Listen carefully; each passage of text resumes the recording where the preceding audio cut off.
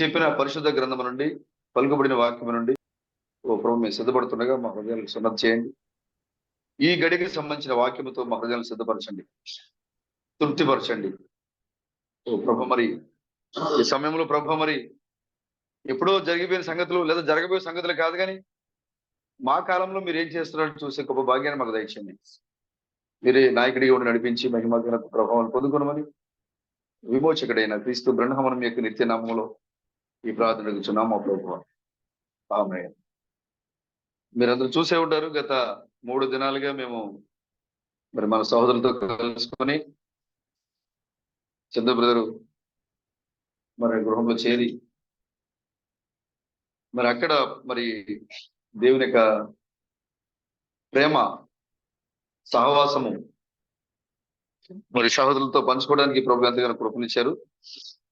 నిజంగా సహోదరు యొక్క సాక్ష్యాన్ని మీరు విన్నారు.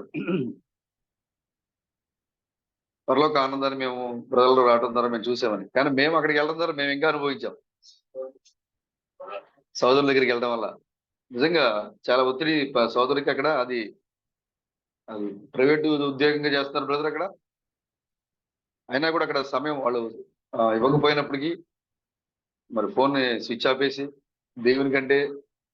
దేవుని బిడ్డలతో సహవాసం కంటే ఎక్కువేమి కాదని సహోదరుడు మరి 3 రోజులు మాతోనే ఉన్నారు బ్రదర్. నిజంగా వాళ్ళు కోపం వస్తే వాళ్ళు అవసరమైతే మానిపించేస్తారు. అయినా కూడా సహోదరుడు దాన్ని లెక్క చేయకుండా మరి దేవుని కొరకు, దేవుని బిడ్డల కొరకైనా చూపిన పరిచర్య. సిస్టరు నేను బయలుదేరినప్పుడు బాగానే ఉంది అంతా. ఇంకా సేపట్లో 1 అరగంటలో బస్సు ఎక్కుతున్నప్పటికీ బాడీ పెయిన్స్ తో బాగా ఎక్కువగా ఫీవర్ వచ్చేసింది. ఎంతగా వచ్చిందంటే నాకు తెలిసిపోతుంది, ప్రతి కణంలో కూడా నొప్పి అవుతుంది. నాకు కూర్చోలేకపోతున్నా, నుంచోలేని పరిస్థితి. చూస్తే రిజర్వేషన్ కూడా మారిపోయింది. డేటు 4 తారీఖులు చేసిన డేట్ 5 తారీఖు చేశారు బ్రదర్. సిస్టర్ అంటారు, బ్రదర్ చాలా మందికి రిజర్వేషన్ చేశారు బ్రదర్, కానీ ఎప్పుడూ ఇంత తప్పు చేయలేదు, పొరపాటు జరగలేదు.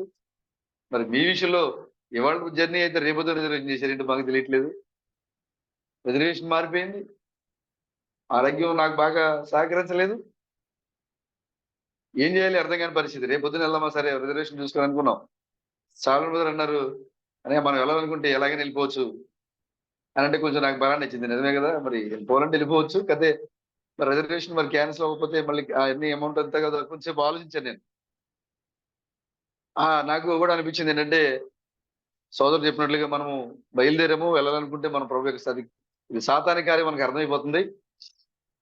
మనం వెళ్ళిపోతే బాగుంటుంది అనే ఉద్దేశంతో వచ్చిన బస్ కి, ఏదైతే మేము తెల్లారి రిజర్వేషన్ చేసామో ఆ రోజు వచ్చిన బస్ కి డ్రైవర్ అడిగితే, మీరు హ్యాపీగా రండి, మొత్తం ఖాళీలే అని చెప్పాడు ఆయన. మాకు నచ్చిన చోటు కూర్చొని మేము ప్రయాణం చేసి వెళ్ళాం అక్కడికి. కానీ ఆ రోజు నైట్ అంతా కూడా చాలా ఇబ్బంది పడ్డా. నేను ఆరోగ్యంతో బాగా ఇదైపోయింది. పొద్దునే సిస్టర్ ఫోన్ చేసింది, చేసి, నువ్వు ఏ మీటింగ్కి వెళ్ళినా జ్వరం తీసుకెళ్తావేంటి నువ్వు అడుగుతున్నావు. నేను పట్టించుకోలే. ఎక్కడికి ఏ మీటింగ్కి బయలుదేరినా జ్వరంతోనే వెళ్తున్నావు నువ్వు, జ్వరం తీసుకుని వెళ్తున్నావు నువ్వు అని చెప్పి అంటే నిజమే కదా. ఏ మీటింగ్కి బయలుదేరినా అదే బలహీనతతోనే వెళ్తాను నేను. కానీ ఎప్పుడూ లేనంత బలహీనత ఈ మీటింగ్ లో మాత్రం బాగా ఎక్కువగా ఉంది. ఆ రోజు రాత్రి నేను మాట్లాడలేమో, నిలబడలేనేమో అనుకున్నాను నేను. అక్కడ బ్రదర్ హాస్పిటల్కి తీసుకెళ్ళి ఇంజక్షన్ చేయించారు నాకు అక్కడ నిలబడిన పరిస్థితి ఉంటే. అంతగా ఆరోగ్యం మీద వాడు దాడి చేశాడు.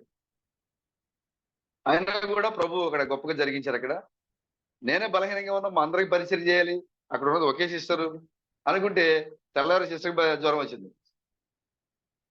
సిస్టర్ బలహీనం అయిపోయేది.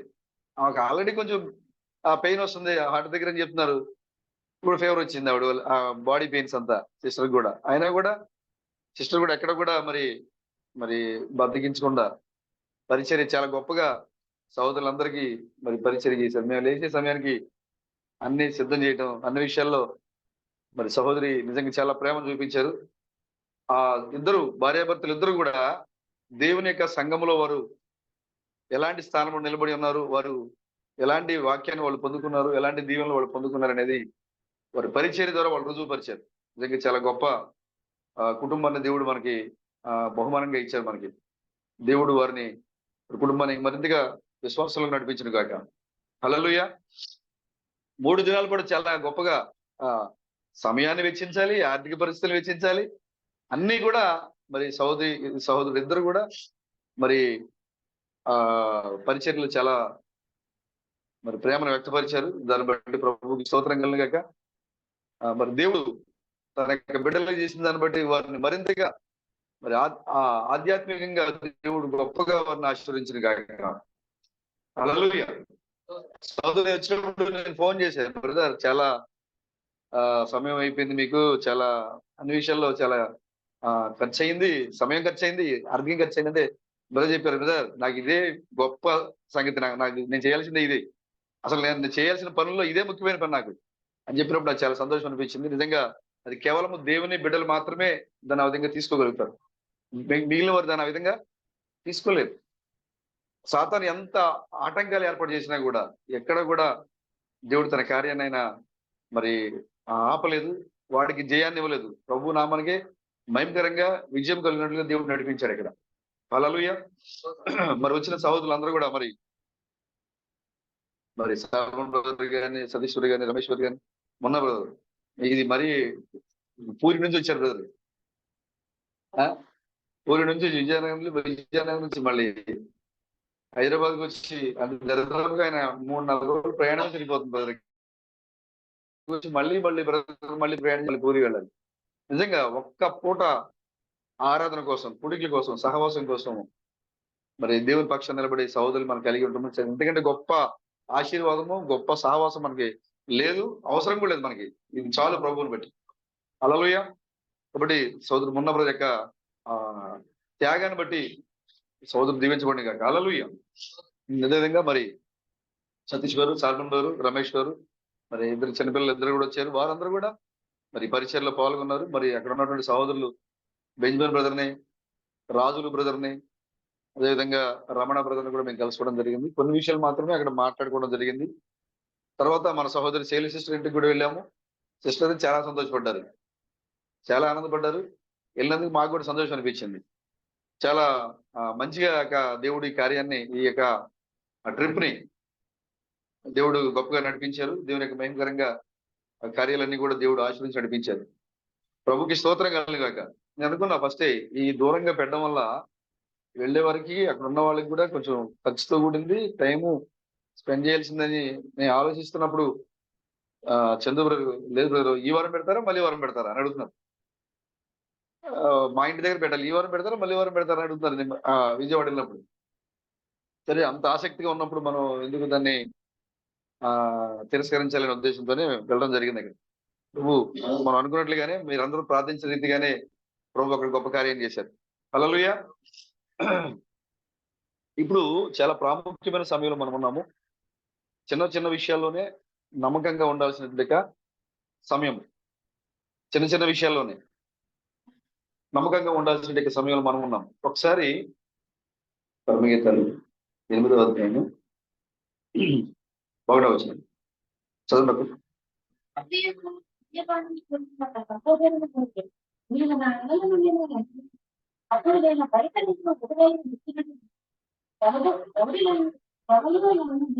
మళ్ళీ ఒకసారి చదవండి.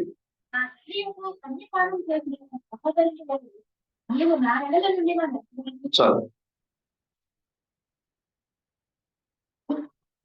ఏమర్థమైంది బ్రదర్? ఏమర్థమైంది బ్రదర్ మీకు?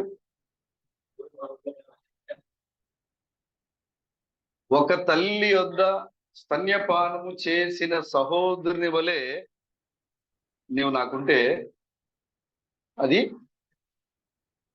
అంటే అర్థం ఏంటి?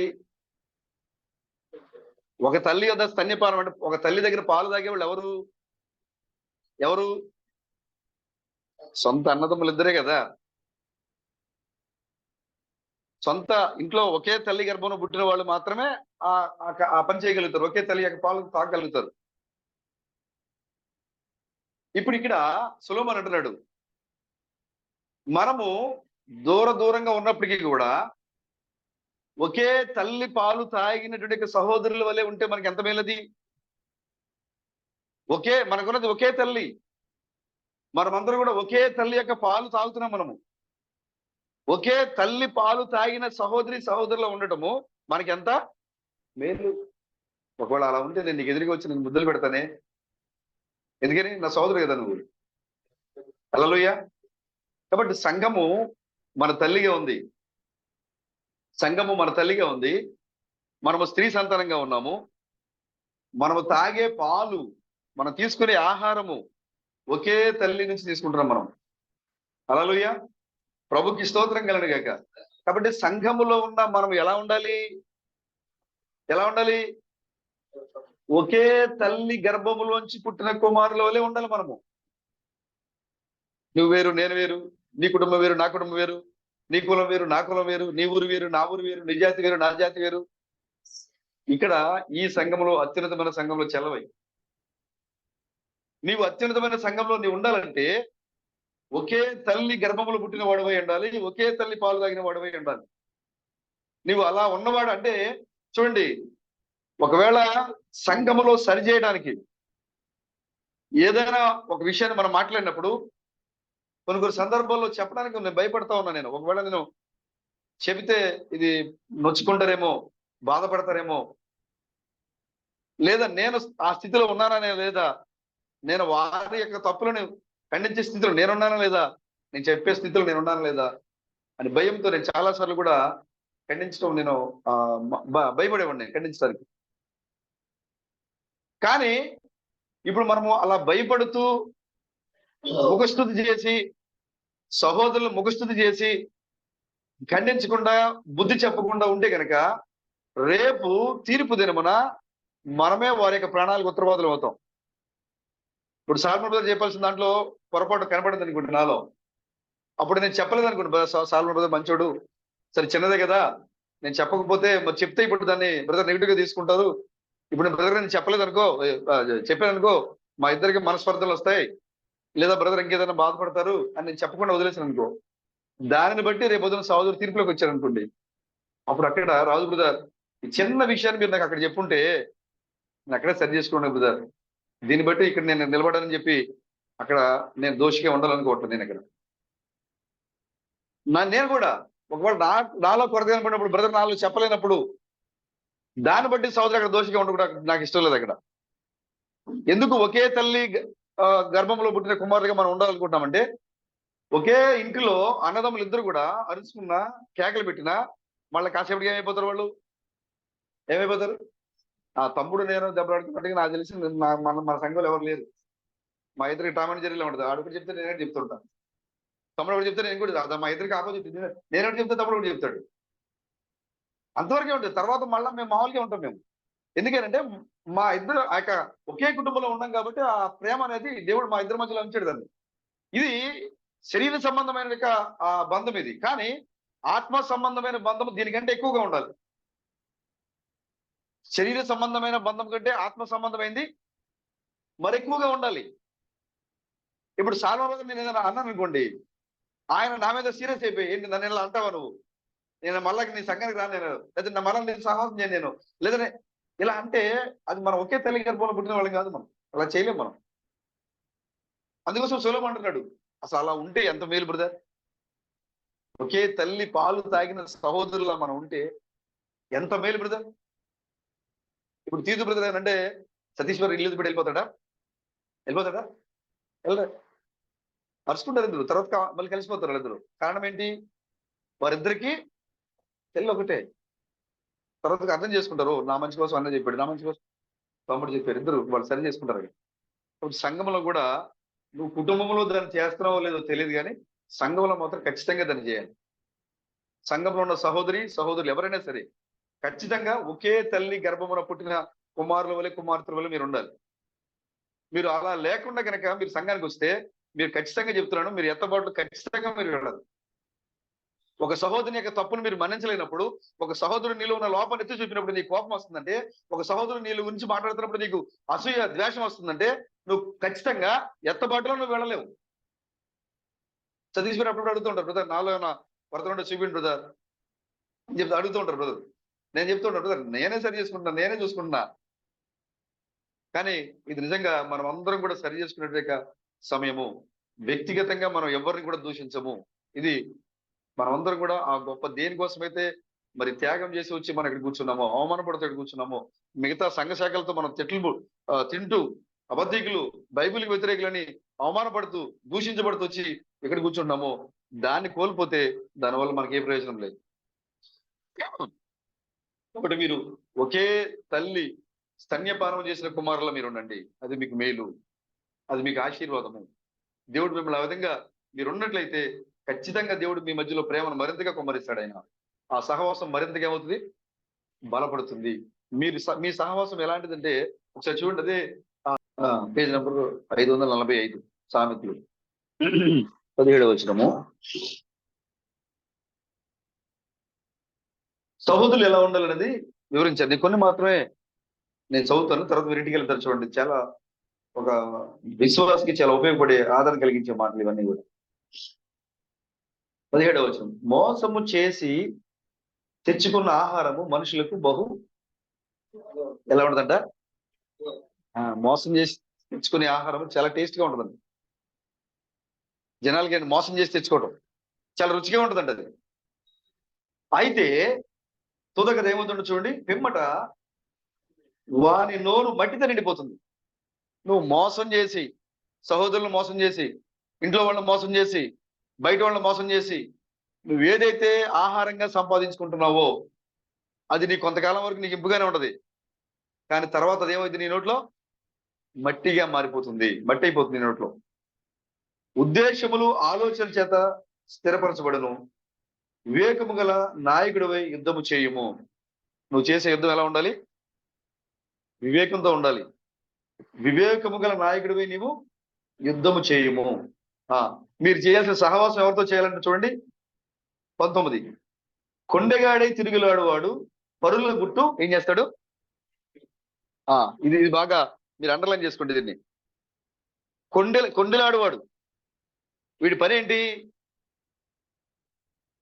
మున్నా బ్రదర్ దగ్గర నుంచి, మున్నా బ్రదర్ యొక్క విషయం ఏదైనా పర్సనల్ విషయం నాకు ఏం తెలిసింది అనుకోండి, ముందు అర్జెంటుగా నేను వెళ్ళిపోయి సల్మాన్ చెప్పేదాన్ని. అది చెప్పేదాకా నా కడుపులో ఆగదు. పరుల గుట్టు, కొండెములాడువాడు, అలాంటి వారితో నీ సహవాసం ఉండకూడదు. మోసం చేసి ఆహారం సంపాదించుకునే నీ యొక్క సంపాదన ఉండకూడదు. ఒకవేళ నువ్వు అలా సంపాదించుకుంటే నీ ఆహారం నీ నోట్లో మట్టయిపోద్ది. కొండెములాడేవాడిగా నువ్వు ఉండకూడదు. పరుల గుట్టుని నువ్వు బయట పెట్టేవాడిగా నువ్వు ఉండకూడదు. నేను ఒక విషయాన్ని సల్మాన్ గారికి చెప్పా, నా సల్మాన్ గారికి నమ్మకంతో చెప్పా విషయం నేను. కానీ బ్రదర్ ఏం చేశారు, ఈ విషయం రాజు బ్రదర్ యొక్క రహస్యం నాకు తెలిసిపోయింది, ఇంకా ఆయన మైనస్లు నాకు తెలిసిపోయినాయి, ఇంకెళ్ళిపోయి సతీష్ గారు చెప్పారు, అటు వెళ్ళిపోయారు, అతీజ్ గారు చెప్తారు, వెళ్ళిపోయి మొన్న కొండెములాడు వాళ్ళు సంఘంలోనే ఉంటారు. కొండెములాడు వాళ్ళు. అలాంటి వారితో నువ్వు తిరిగిలాడద్దు అసలు. పరుల గుట్టు, నీ సహోదరుని యొక్క గుట్టుని బయలుపరుస్తున్నావా, నువ్వు అలాంటి వారితో నువ్వు ఉండదు అసలు. చిన్న విషయాలు ఇవి, కానీ నమ్మకంగా ఉండాల్సిన విషయాలు ఇవి. నువ్వు నీ యొక్క సహోదరుని యొక్క రహస్యం నీకు ఎరిగినప్పుడు, నువ్వు నీకు తెలుసుకున్నప్పుడు, అది మంచిదైతే దాన్ని సాక్షిగా చెప్పు. అది సహోదరుని బాధ కలిగించేదైతే అది నీ లోపలే ఉండిపోవాలి. అది నువ్వు దాన్ని బయటికి చెప్పకూడదు. కానీ సంఘంలో అవే జరుగుతున్నాయి. నమ్మకంగా ఉండలేకపోతున్నారు సహోదరులు, ఒకళ్ళు నమ్మకం లేకుండా పోతుంది. ఒకే తల్లి గర్భంలో సహోదరులాగా ఉండలేకపోతున్నారు. కలహాలు పడుతూ ఉన్నాయి, ముఖాలు చిన్నపుచ్చుకోవటం ఉంది. బ్రదర్ ఇదిగో నీలో ఈ కొరత ఉంది, సిస్టర్ నీలో ఈ కొరత ఉందంటే చిన్నపుచ్చుకుంటున్నాం మన ముఖం. చాలా బ్రదర్ నాకు వచ్చి, బ్రదర్ నీలో ఈ కొరత ఉందని చెప్పినప్పుడు, అవునా బ్రదర్ వెంటనే సరి చేసుకుంటారు, థ్యాంక్ యూ బ్రదర్, నా లోపాన్ని నువ్వు చెప్పినందుకు నీకు వందనాలు సహోదరుడు అని చెప్పాలి మనం. ఒకవేళ ఆ లోపంతో నరకానికి పోతే, నాకు సల్మాన్ నాకు ఏం చేశారు, ఒకరిని అగ్ని నుంచి లాగినట్లుగా లాగమని చెప్పాడు యాకోబు. అగ్ని నుంచి లాగినట్టుగా లాగడం అర్థం ఏంటి? ఒకవేళ నువ్వు చూడండి ఒకసారి అక్కడ అదే సామెతలు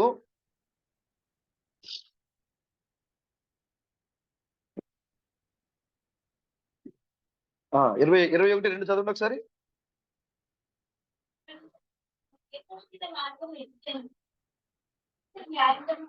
ఏంటంట,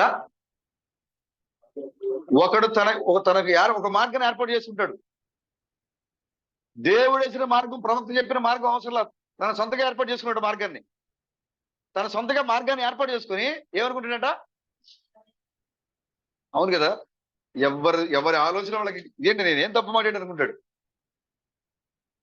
ఎవరి ఆలోచన, ఎవరి మార్గము వాళ్ళకది. దాన్ని నువ్వు తీసుకొచ్చి వాక్యంతో జోడించాలి, అది న్యాయమైందా కాదా అని.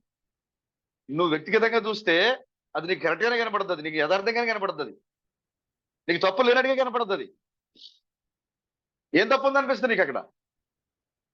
కానీ అది తప్ప రైటా అనేది నువ్వేం చేయాలి? తీసుకొచ్చి వాక్యంతో జోడించాలి. ఒకవేళ నువ్వు నీ దృష్టికి నీకు యథార్థంగా ఉందని నువ్వు అనుకుంటున్నప్పుడు, యథార్థంగా ఉందని అనుకున్నప్పుడు, సహోదరునికి ఆ కొరత కనపడినప్పుడు, సహోదరుడు ఆ కొరత నీలో చూపించినప్పుడు నువ్వేం చేయాలి? ఏం చేయాలి? మరి మనం ఏం చేస్తాం? ముందు ఆ యొక్క దాన్ని తీసుకునేట ఎవరైనా ఆ ఆ సిస్టర్ నీలో ఈ కొరత ఉంది అని చెప్పిన వెంటనే మనం ఏమంటాం? నేనే చేశాను, ఇక వాళ్ళ ఇంట్లో ఎవరు చేయలేదా? వాళ్ళ పిల్లలు చేయలేదా? ముందు మన నోట్లోకి వచ్చి అదే అదే వస్తుంది ముందు మన నోట్లోకి. వాళ్ళ ఆవిడ చేయట్లేదా? వాళ్ళ ఆయన చేయట్లేదా? వాళ్ళ పిల్లలు చేయట్లేదా? వాళ్ళ కుటుంబంలో వదిలి నీ కొరత చెప్తే నువ్వు వాళ్ళ మీద దాడి చేస్తావు. ఏ ఆత్మ ఉంది నీలో? ఏ ఆత్మ పనిచేస్తుంది నీలో? నీ దృష్టికి యథార్థంగానే ఉంటుంది నీ మార్గము. అది వాక్యంతో చోటు చూసినప్పుడు అది తప్పుగా కనపడుతుంది. తప్పుగా కనపడుతున్నప్పుడు, అది తప్పు అని చెప్పినప్పుడు నువ్వేం చేయాలి? దాన్ని సరి చేసుకోవాలి. సరి చేసుకోవడానికి బదులుగా తిరిగి దాడి చేయటం, తిరిగి దాడి చేయటం. కోపపడుడి కానీ పాపము చేయకుడి. ఏ విషయంలో కోపం కూడా, మనం ఏ విషయంలో కోపడాలి? వాక్య విషయంలోనే కోపడాలి. ఆస్తుల విషయాల్లో, భూ తగదాల విషయాల్లో, ఇతర పర్సనల్ విషయాల్లో, లేదా ఇంకా కొన్ని లోక సంబంధమైన విషయాల్లో, వీటి మీద మనం కోపడాల్సింది. ఒక సహోదరు వాక్య విషయంలో వాక్యం తప్పుగా బోధిస్తున్నాడా, రోషంతో వెళ్ళి పోట్లాడు, రోషంతో గద్దించి అక్కడ.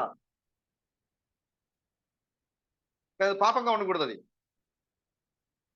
కోపం రావాలి. ఖచ్చితంగా యేసుక్రీస్తు కోపం వచ్చింది. ఎంత కోపం వచ్చిందంటే కొరడా తీసుకొని కొట్టేంత కోపం వచ్చింది దానికి. ఎందుకంటే తండ్రి యొక్క ఇంటిని వ్యాపార గృహంగా మార్చారు కాబట్టి ఆయన కొరడా తీసుకుని ఆ వ్యాపారం చేసే వాళ్ళందరినీ కూడా దాంట్లోంచి ఆయన పంపించేశాడు. ఆయన ఇప్పుడు అదే జరుగుతుంది. ఆయన గాడిద మరియు గాడిద పిల్ల మీద దిగి దేవాలయాన్ని శుభ్రం చేశాడు. ఆయన గాడిద మీద మరియు గాడిద పిల్ల మీద స్వారీ చేసిన తర్వాత నేరుగా ఎక్కడికి వెళ్ళాడు? ఆయన కొరడా తీసుకుని వెళ్ళాడు దేవాలయంలోకి. ఇప్పుడు ప్రభు అలాగే వచ్చాడు సంఘంలోకి. ఇప్పుడు ఆయన గాడిద మీద గాడిద పిల్ల మీద స్వారీ చేసిన ప్రభు ఇప్పుడు సంఘంలోకి వచ్చాడు. ఆయన సంఘాన్ని శుభ్రం చేయాలి. ఇప్పుడు ఆ తండ్రి యొక్క ఇల్లు వ్యాపార స్థలంగా మారిపోయింది. తండ్రి యొక్క ఇల్లు సొంత సులభం కోసం మారిపోయింది. సంఘంలో సరి చేసుకుని వర్తమానం ఇస్తే సహించలేవు. ప్రభు ఇప్పుడు సంఘంలో ఆయన గాడిద మరియు గాడిద పిల్లలు దిగి ఇప్పుడు కోడాతో వచ్చి సంఘంలో ఆయన సంఘాన్ని సరి చేస్తున్నాడు. ఆయన ఎవరైతే వాక్యానికి వ్యతిరేకంగా ఉండి వ్యాపారం చేస్తున్నారో కోడా తీసుకుని కొడతాడు ఆయన వాక్యం. నువ్వు నిజంగా దేవుని ప్రేమించేవాడు అయితే నీలో కొరత కనపడినప్పుడు, ఒకళ్ళు నీళ్ళు తెలియదు నీకు ఆ సంగతి, నీ దృష్టికి నీ మార్గము నీకు వ్యక్తిగతంగా నీకు బాగానే వస్తుంది, బాగానే ఉంటుంది నీకు. కానీ ఆ కొరత చూపించినప్పుడు నువ్వు సరి చేసుకోకుండా తిరుగుబాటు చేస్తున్నావు అంటే, నీలో కొరత చూపించినప్పుడు నువ్వేం చేయాలి తెలుసా? వెంటనే ఎదురుగా వెళ్ళి నువ్వు ఆలయం చేసుకోవాలి. సోదరుడా, చాలా సంతోషం బ్రదర్. ఒకవేళ ఈ కొరత ఇంకెక్కువైపోయి నేను దేవునికి దూరం అయిపోతానేమో అంటే వీళ్ళు మోకరించి, ప్రభువా నాలో ఈ కొరత ఉంది, నా సోదరుడు చెప్పారు, ఆ కొరతని సరి చేసుకోవడానికి నాకు అవకాశం ఇవ్వండి, ప్రభుని అడగాలి.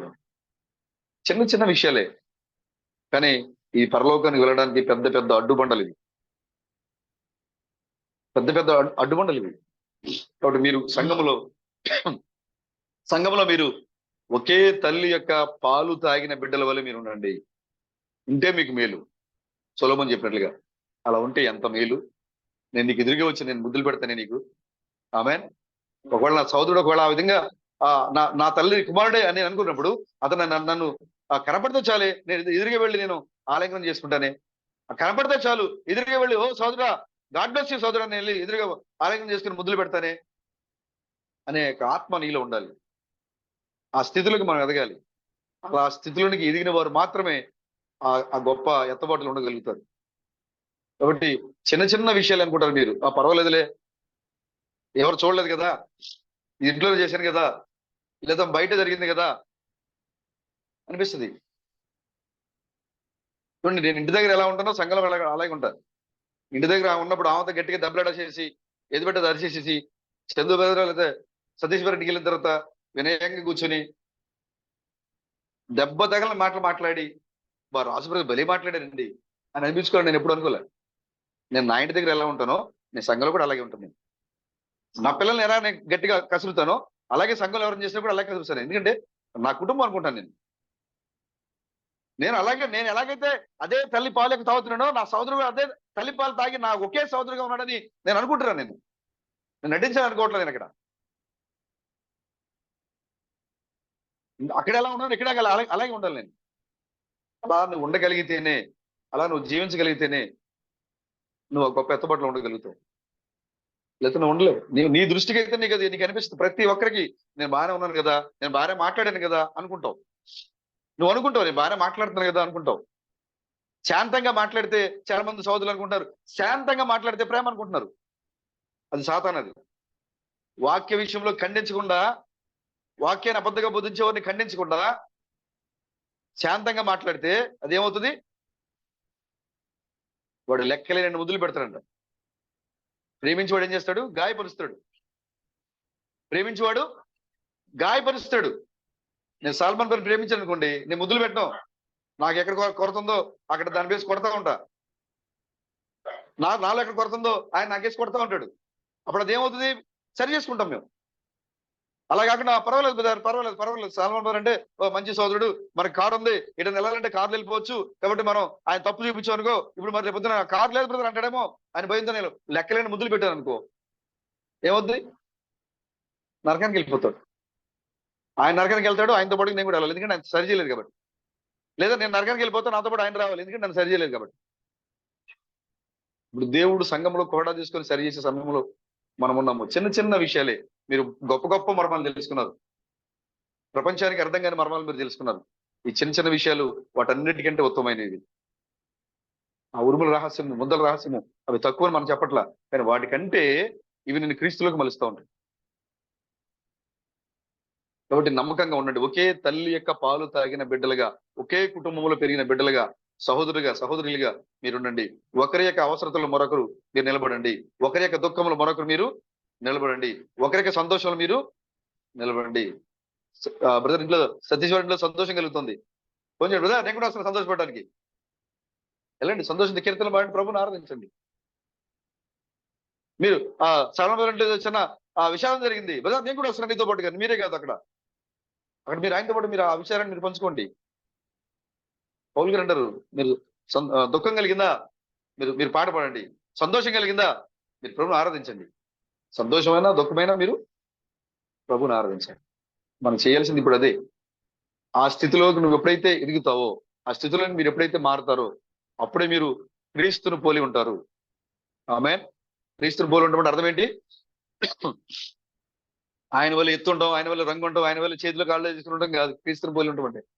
మేము ఆయన వల్లే ఉంటామంటే అర్థం ఏంటి? ఇదే.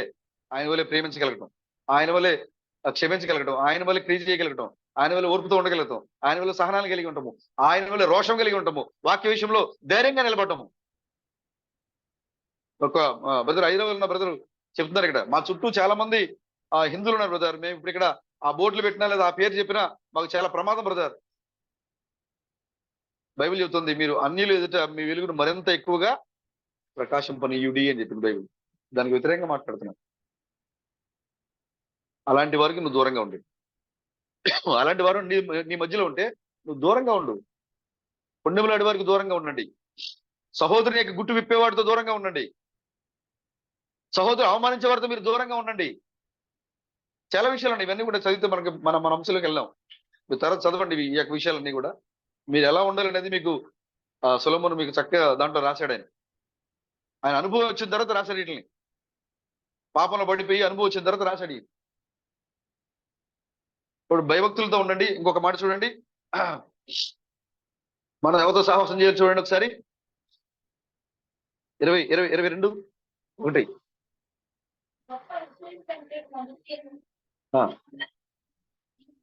చదవండి చదవండి.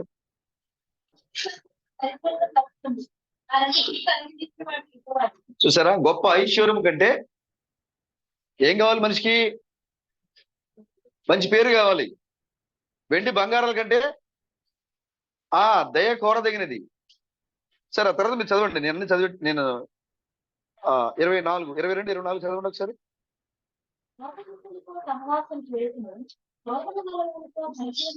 అసలు ముందు ఇది ఇది మీకు చాలా అవసరం. లోక సంబంధమైన కార్యాల కోసం కోప్పడేవాడు, లోక సంబంధమైన కార్యాలతో ఉండి కోపపడుతూ సహోదరిని అవమానించేవాడితో అస్సలు సహవాసం చేయదు మీరు. అలాంటి వారితో అసలు మీరు ఉండొద్దు. కోప చిత్తునితో సహవాసం చేయకము, క్రోధము కలిగిన వారితో అసలు పరిచయం ఉండకూడదు నీకు. అసలు అలాంటి వారితో అసలు నువ్వు దూరంగా ఉండాలి అలాంటి వారికి. ఇవన్నీ చిన్న విషయాలే, కానీ పరలోకానికి ఒకవేళ మనం వీళ్ళు ఆచరించకపోతే, వీళ్ళు మనం అనుసరించకపోతే పరలోకానికి వెళ్ళడానికి పెద్ద పెద్ద అడ్డురాళ్ళుగా ఉంటాయి నీ జీవితంలో. లోకంతో సహవాసం కావాలి నీకు. ఇంకొకసారి చెప్తున్నాడు చూడండి అక్కడ 24 చదవండి ఒకసారి. 24:1. మనకి ఇది ఎక్కువ. ఇప్పుడు సంఘంలో లేదా లోకంలో ఇది మనకి ఇది ఎక్కువ. బయట డబ్బులు సంపాదించేవారు ఐశ్వర్యవంతులు, వాళ్ళెవరు? దుర్జనులు. నీకు డబ్బు రావాలంటే నువ్వేం చేయాలి? ఇది ఎలాగే పట్టుకుని ఒకసారి వెనక్కి చెప్పండి.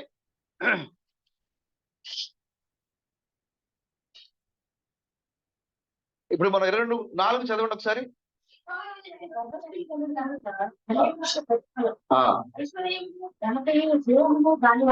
అది నువ్వు యెహోవా వలన భయభక్తులు కలిగి ఉంటే నీకేమొస్తుంది? అప్పుడు ఐశ్వర్యము, ఘనత వచ్చింది.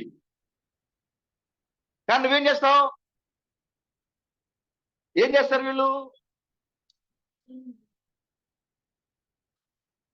23 చూడండి ఒకసారి. 21 నుంచి చూడండి. 20, 21, 22 చూసారా ఏం చేస్తుంది? మొదట ఏం జరుగుద్ది? స్వాస్థ్యము చాలా వచ్చేస్తుంది. మొదట నీకు స్వాస్థ్యము, డబ్బు, ఐశ్వర్యము చాలా వచ్చేస్తుంది. చూడగా ఏమైపోద్ది? నీకు ఆశీర్వాదం ఉండదు. అది ఆ డబ్బు ఆశీర్వాదం నీకు, ఆ డబ్బుని దానివల్ల ఆ స్వాస్థ్యం వల్ల నీకు నీకు ఆశీర్వాదాలు ఉండవు నీకు అక్కడ. తర్వాత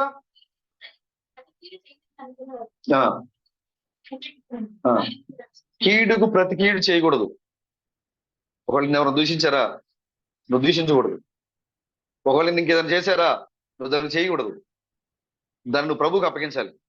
కింద ఒకసారి చూడండి. తర్వాత మీరు చదవండి.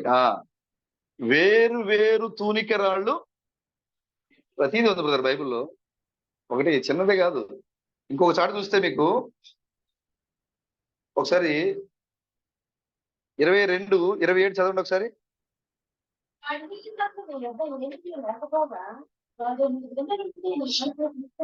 అప్పులు చేయటం కూడా మీరు తొందరపడొద్దని చెప్తున్నారు పైన. తర్వాత మీరు చదవండి.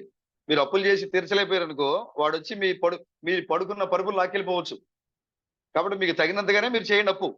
ఎక్కడ కూడా మీరు అప్పు చేయొద్దు. మీకు అవసరమంతా చేయండి. వారిద్దరు ఉన్నదానికి లేని దానికి మీరు అప్పులు చేసి మీరు కూర్చుంటే వాడు తీర్చలేనప్పుడు వాడు ఏం చేస్తాడు? వచ్చి నీకు కలిగిందని లాక్కెళ్ళిపోతాడు. కాబట్టి నువ్వు అప్పులు చేయకూడదు. కింద చూడండి ఒకసారి. నీ సరిహద్దు రాళ్ళని కూడా నువ్వు తీయకూడదు. బైబుల్ నీకు సమస్తము నేర్పింది బ్రదర్. ఒక్క విషయంలో కాదు, దేవుని యొక్క మర్మాల విషయంలోనే కాదు, నువ్వు లోక సంబంధంగా నువ్వు దేవుని కుమారుడిగా కుమార్తెగా ఉండడానికి ఎలా ఉండాలో అనే విషయాలన్నీ కూడా నేర్పించింది బైబుల్. చాలా మంది ఏం చేస్తారు? అర్ధరాత్రి తీసేసి ఈ సరిద్ర తీసి అక్కడ పెట్టేస్తారు తీసుకెళ్ళి. ఇక్కడ ఇది లేదు, జరిగిపోయింది, దుంతుడు జరిగిపోయిందండి మార్చేస్తారు. కానీ బైబిల్ ఏం చెప్పింది? నీ పితరులు నాటిన సరిహద్దు రాళ్ళని నీవు తీసేయద్దు. యథార్థంగా ఉండండి. అంతేకాదు మనం పైన చదువుకున్నాం అక్కడ, నీకు వేరు వేరు తూనిక రాళ్ళు. కొంతమంది వచ్చినప్పుడు ఒక రాయి వేస్తారు, తర్వాత మళ్ళీ ఆ రాయి పక్కన పెట్టి మరొక రాయి వేస్తారు. కొలత తేడా, సూనికిలో తేడా. ఇలాంటి ఐశ్వర్యము నీకు వచ్చినా కూడా నువ్వు నీకు ఘనత పొందవు, నీకు ఆశీర్వాదం అవుతుంది. తుదకు వచ్చినా కూడా నీకు దీవెన రాదది. నీకు దీవెన రావాలంటే నువ్వేం చేయాలి? యెహోవాని ఆశ్రయించాలి. అప్పుడు నువ్వు బహుగా దీవించబడతావు. నీవు హల్లెలూయా. ఇది చూడండి ఒకసారి, మత్సర పడకము 24. ఇక్కడ ఇప్పుడు ఇదే జరుగుతుంది ఎక్కువగా. లోకాన్ని చూసి మనం ఏం చేస్తాము? సతీష్ గారు బాగా కారు కొన్నారు, ఇప్పుడు నీ కారు కొనాలి. ఇప్పుడు నేర్చుకోవడం, వాళ్ళు చూసి మత్సరపడడం, అసూయ. బ్రదర్ ఏదైనా గొప్పగా ఏదైనా ఒక మంచి వస్తువు కొనుక్కున్నాడు ఆయన తన కుటుంబ అవసరం కోసం. ఇప్పుడు నేను కూడా దాన్ని చూసి మత్సరపడ్డం, అసూయపడ్డం. ఇది సంఘంలో మీలో ఉందని కదా, సంఘంలో ఉంది ఇప్పుడు అది. ఇలాంటివి ఉన్నవారు ఖచ్చితంగా పరలోకం వెళ్ళరు. నీ తూనికే యథార్థంగా ఉండాలి. నువ్వు ప్రభువైన యెహోవాను మాత్రమే సేవించాలి. నీ యొక్క పొలిమేర రాదని నువ్వు కదిలించకూడదు. నీ వ్యాపారం నిష్కలంకంగా ఉండాలి. నువ్వు పొరుగు వారి నుంచి మత్సరపడకూడదు. ఇంకోసారి రాయబడింది అక్కడ, వారు ఆశీర్వాదము నొందుతున్నారని చూసి నువ్వు అసూయపడకూడదు, మత్సరపడకూడదు. మన పక్కన వాళ్ళు ఏం చేస్తారు? వాళ్ళు నిన్న బాగానే ఉన్నారు, నిన్నటిదాకా మాత్రమే ఉన్నారండి, కానీ వాళ్ళు బిల్లింగ్ చేశారు, వాళ్ళు పెరిగిపోతారు. కానీ అది ఏమైపోతుందంట, ఒక రోజున ఏమైపోతుందంట? సొలొమోను చెప్తున్నాడు, మొత్తం కూలిపోతుందంట. అప్పటికప్పుడు వచ్చిన ఆశీర్వాదము, అప్పటికి వచ్చిన ఐశ్వర్యము అది ఆ కూలిపోతుంది, పేక మెడల్లా కూలిపోతాయి. సొలొమోను అంటున్నాడు ఇంకో చోట.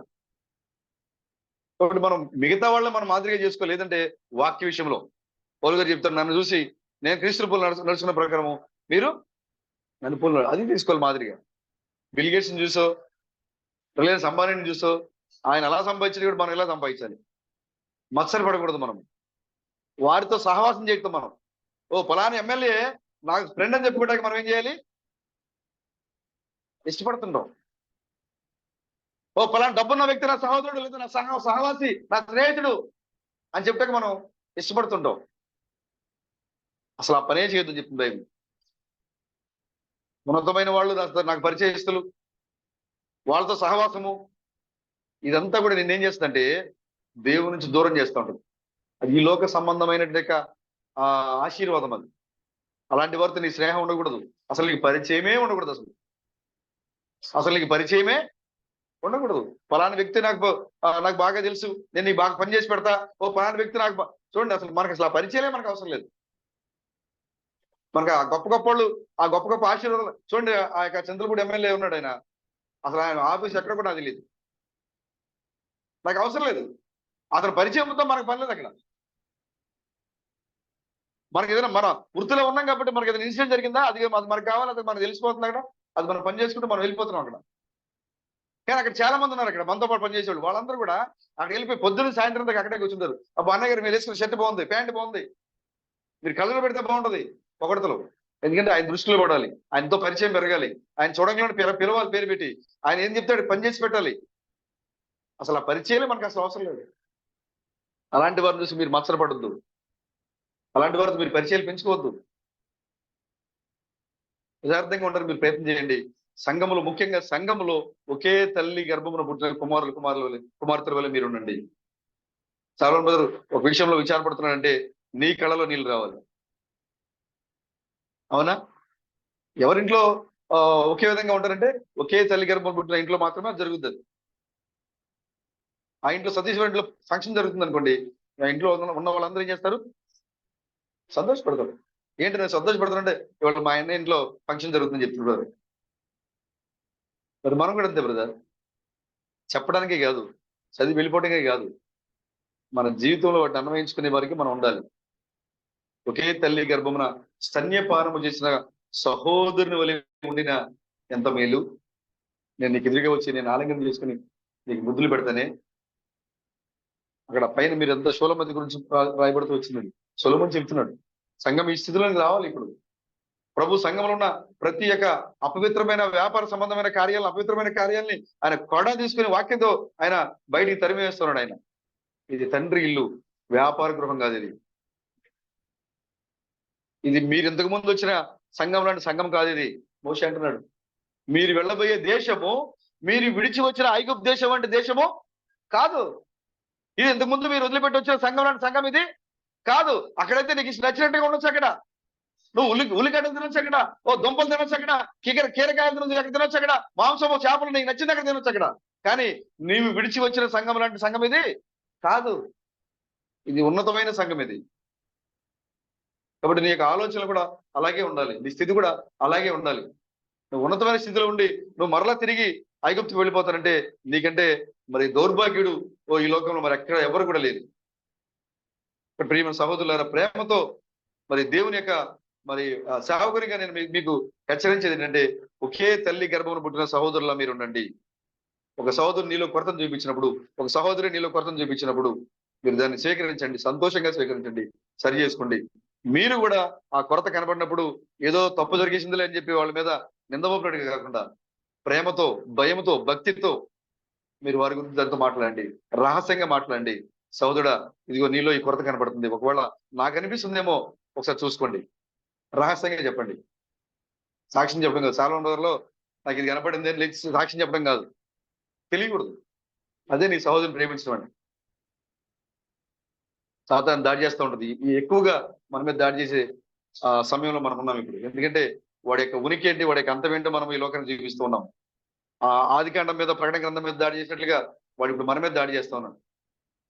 వాడు మీరు మరింతగా వాక్యం ఎరిగిన కుమారులుగా, కుమార్తెలుగా, ఒకే సంఘంలో స్త్రీగైన సంతానముగా ఆ యొక్క ఒకే సంఘంలో ఉండి బలమైన ఆహారం తీసుకునే కుమారులుగా, కుమార్తెలుగా మీరు ఉండాలని ప్రేమపూర్వకంగా మిమ్మల్ని అందరూ నేను కోరుకుంటున్నాను. హల్లెలూయా. దేవుని స్తోత్రం కలుగాక. పరిశుద్ధ గ్రంథం నుంచి మనం మాట చూద్దాం.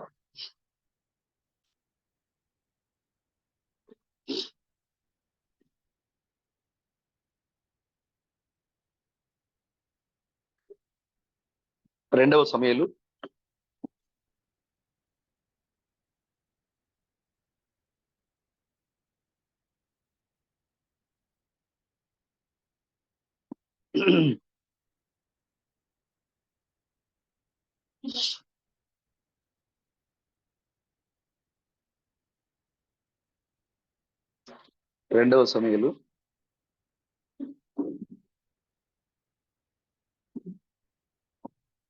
15వ అధ్యాయము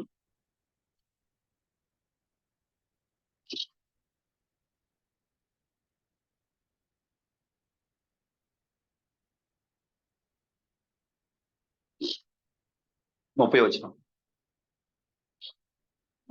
పేజ్ నంబర్ 265.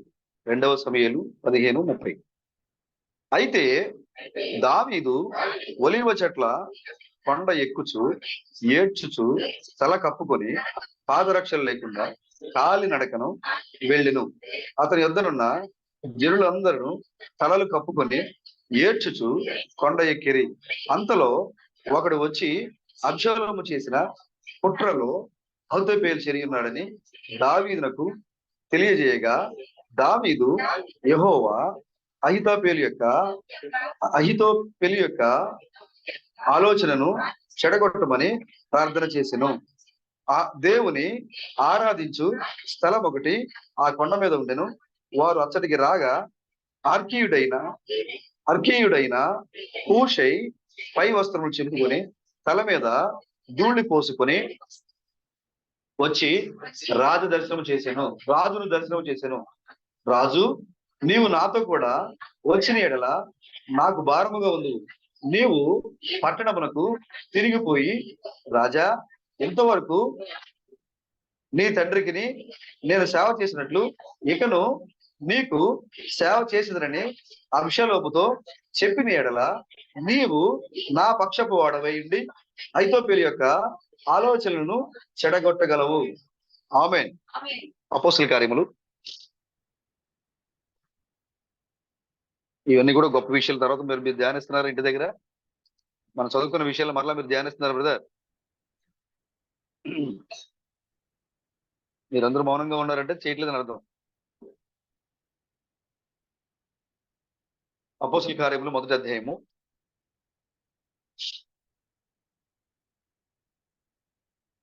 12వ వచనం.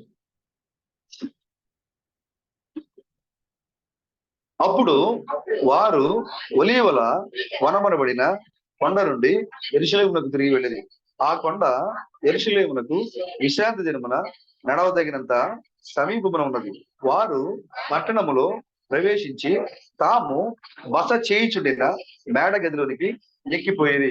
వారెవరనగా పేతురు, యోహాను, యాకోబు, అంద్రెయ, ఫిలిప్పు, తోమా, బర్తలొమయి, మత్తయి, అల్ఫయి కుమారుడుకు యాకోబు, జెలోతే అనబడిన సీమోను, యాకోబు కుమారుడుకు యూదాను వారు. వీరందరూ వీరితో కూడా కొందరు స్త్రీలను యేసు తల్లి అయిన మరియయు ఆయన సహోదరులను ఏక మనస్సుతో ఎడతెగక ప్రార్థన చేయుచుండేది. ఆమె 16వ వచనం చూడండి. ఆ కాలమందు ఇంచుమించు 120 మంది సహోదరులు కూడి ఉండగా పేతురు వారి మధ్య నిలిచి ఇట్లనేను, సహోదరులారా, యేసును పట్టుకొనిన వారికి త్రోవ చూపిన యూదాను గూర్చి పరిశుద్ధాత్మ దావీదు ద్వారా పూర్వము పలికిన లేఖనము నెరవేరవలసి ఉండెను. అతడు మనలో ఒకడుగా ఎంచబడిన వాడై ఈ పరిచర్యలో పాలు పొందెను. ఈ యూద ద్రోహము వలన సంపాదించిన రోగులనిచ్చి ఒక పొలము కొనెను. అతడు తలక్రిందులుగా పడి నడిమికి బద్దలైనందున అతని పేగులన్నయు బయటికి వచ్చెను. ఆమేన్. చిన్న ప్రార్థన చేసుకో. ఓ అబ్రహాము దేవుడా, ఇస్సాకు దేవుడా, యాకోబు దేవుడా, ఈ చివరికాల సమయంలో నిజమైన పెళ్లి కుమార్తె కలవడానికి ముఖాముఖిగా అబ్రహాము దగ్గర దిగి వచ్చినట్లుగా సశరీరుడిగా అబ్రహాం యొక్క సంతానమైనటువంటి ప్రకటన 12 ఆదికాండం 3లో నుండి స్త్రీ సంతానం దగ్గరికి ముఖాముఖిగా దర్శించడానికి దిగి వచ్చిన మా ప్రభు మీకే వందనాలు, స్తోత్రములు. ఓ ప్రభు, మరి పరిశుద్ధ గ్రంథం యొక్క పూర్తి బయలుపాటి కాలంలో మమ్మల్ని ఉంచావు మా ప్రభు. పరిశుద్ధ గ్రంథాన్ని ఒలిచి మా పితరులైన అంతగా తేటపరిచి చూసే గొప్ప భాగ్యాన్ని మీరు మాకు ఇచ్చారు. వారి గురించి గొప్ప భాగ్యాన్ని మీరు మాకు ఇచ్చారు మా ప్రభు. ఇప్పుడు మేము మాట్లాడుకుంటుండగా ఓ ఆది కాండం గురించి మేము మాట్లాడుతున్నప్పుడు ఆదిలో ఉన్న మా పితరుడైన ఆదాము వింటున్నాడు, అబ్రహాము వింటున్నాడు, యోసేపు వింటున్నాడు, యాకోబు వింటున్నాడు, దానియేలు, ఇర్మియా, జకరియా, మీకా, హగ్గయి వీళ్ళందరూ వింటున్నారు. వారు ఏదైతే లేఖనాలు పరిశుద్ధాత్మ చేత ప్రేరేపించబడి రాశారో ఆ లేఖనముల యొక్క నెరవేర్పు పెండ్లి కుమార్తె బహిరంగముగా మాట్లాడుతుంది. జకరియా ప్రవచించాడు 9:9లో, యూదయ బెత్లెహేమా, నువ్వు ఏమాత్రం అల్పమైన దానికి కావు, ఇదిగో నేను పరిపాలించేవాడు రాజు, ఇదిగో గాడిద ప్రేరణ ఎందుకు వచ్చాడని చెప్పి జకరియా రాశాడు. అక్కడ జకరియా ఆత్మోషుడే రాశాడు కానీ దానికి తెలియదు. ఇప్పుడు ఆ యొక్క లేఖనాన్ని జకరియా 9:9 ఎత్తిపట్టి పెళ్లి కుమార్తె లోకాన్ని చెబుతోంది, ఇదిగో నీ రాజు సాత్వికుడే, దేవుడే, గాడిద పేరు ఎక్కి ఓ వచ్చేయాలని జకరియా ఆనాడు రాసిన ప్రవచనము ఇదిగో ఈ రోజున పెళ్లి కుమార్తె యొక్క కాలంలో శరీరధారిగా ఓ యేసుక్రీస్తు, ఓ మరలా క్రీస్తు బిడముగా, క్రీస్తు థామస్ గా ఓ ఆయన పరిచయం చేశారు, ఆయన స్వారీ చేశారని దాని అర్థాన్ని ఈ లోకం చూపిస్తూ ఉంది. ఆనాడు మోషే రాశాడు, యాకోబులోంచి నక్షత్రం ఉదయించును. మోషేకి అర్థం కాలేదు కానీ పరిశుద్ధాత్మ ప్రేరణ చేత రాశాడు. ఇప్పుడు పెళ్లి కుమార్తె చెబుతా ఉంది, ఇదిగో ఆనాడు మోషే చెప్పాడు యాకోబులోంచి నక్షత్రం లేచునని, ఇదిగో ఇప్పుడు అదేవిధంగా యాకోబులోంచి ఇజ్రాయెల్ నుంచి నిజమైన ఇజ్రాయెల్ నుంచి నక్షత్రం లేచింది. ఆయనే ఈ యొక్క వేకువ జామున వచ్చిన వర్తమానికుడై ఉన్నాడు అని పెళ్లి కుమార్తె చూపిస్తూ ఉంది. ఓ ఆ రోజున ఆదాముతో మీరు చెప్పారు, నీకు స్త్రీకి, నీ సంతానికి స్త్రీ సంతానికి వైరం కలుగుతుంది. ఇప్పుడు అది అప్పుడు వాళ్ళకి అర్థం కాలేదు. ఓ ఆత్మచేత రాసిన మోషేకి అర్థం కాలేదు. కానీ ఈ దినమున పెళ్లి కుమార్ చెబుతోంది, నీకున్న స్త్రీకి, నీ సంతానికి స్త్రీ సంతానికి వైరం కలుగుతుంది. ఆ ప్రయోజనము ఇప్పుడు మాకనే ఈ కాలంలో నెరవేర్చబడుతోంది. ఓ స్త్రీ సంతానంగా మేమున్నాము, ఓ వాక్యానికి వ్యతిరేకమైన వారే సర్ప సంతానంగా ఉన్నారు, వారికి మాకు వైరం కలుగుతుంది. ఆ ప్రవచనము నెరవేర్చబడుతుందని బహిరంగంగా మిద్దెల మీద ప్రకటిస్తూ ఉంది. ఓ ఈ కాలంలో పరిపూర్ణంగా దేవుని యొక్క మర్మాలను బయలుపరిచే సమయంలో మమ్మల్ని లేవనెత్తిన దేవుడు మీకే వందనాలు, స్తోత్రములు. ఆది అపోస్తులకు, ప్రవక్తలకు, పితరులకు న్యాయాధిపతులకు రాజులకు అర్థం కాని విషయాలను, వారు ప్రవచించినటువంటి విషయాలను, దాని యొక్క అర్థాన్ని చెప్పే గొప్ప స్థానంలో మమ్మల్ని దేవుడా మీకే వందనాలు చెల్లిస్తున్నాం. చదవబడి లేఖన భాగం దీవించండి, ఆశీర్వదించండి. మీరే నాయకుడిగా ఉండి నడిపించి మహిమ ఘనత ప్రభావాలు పొందుకురమని, చదవబడిన లేఖన భాగం అనువదించమని మా విమోచకుడైన క్రీస్తు బ్రహ్మం యొక్క నిత్య నామంలో ఈ ప్రార్థన కూర్చున్నాం మా ప్రభువా. ఆమేన్. కూర్చుందాం.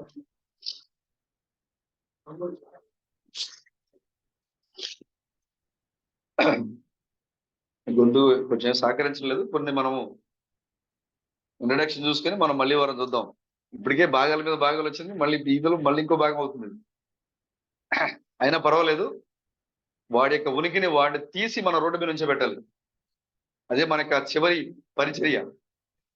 పర్వాలేదు, మనం ఎత్తబడే వరకు ప్రభుకి సాక్షిగానే ఉన్నాం కాబట్టి పర్వాలేదు, ఎన్ని పాటలైనా మనం మాట్లాడుకుందాం. యాక్చువల్గా నేను ఈ వారంతో ముగిద్దాం అనుకున్నా. ఇంకొక అంశం ఉంది, ఇంకా మనకి ఇంకా అద్భుతమైన అంశాలు ఉన్నాయి, వాటిని మనం తీసుకుందాం అనుకున్నాం. కానీ కొంచెం బలహీనంగా ఉండడం వల్ల నేను కొన్ని విషయాలు మాత్రమే మనం చూసి మళ్ళీ వారం మనం మాట్లాడుకుందాం. చదవబడిన లేఖన భాగం నుండి